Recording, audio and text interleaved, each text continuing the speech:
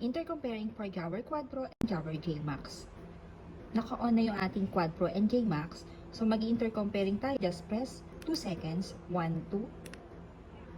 Blue and red light appear. Dito naman sa ating J-Max, power button and the minus button. Same lang siya. 2 seconds. Both unit blinking. Red and blue light. Intercomparing. Blue light meaning successfully paired na. Press natin yung mesh button and the power button. Blinking blue and red light.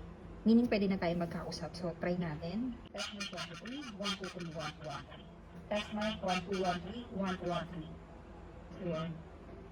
Then, kung gusto natin i-push yung intercom button, press the mesh and the power button sa J-Max. So, magbo-blue, then magbo-blue light na siya. Then, back to intercom, just press again the intercom button. Dito sa Quad Pro, or dito naman sa J-Max, ay mesh button and power button. Yan, both unit again, pairing for the intercom.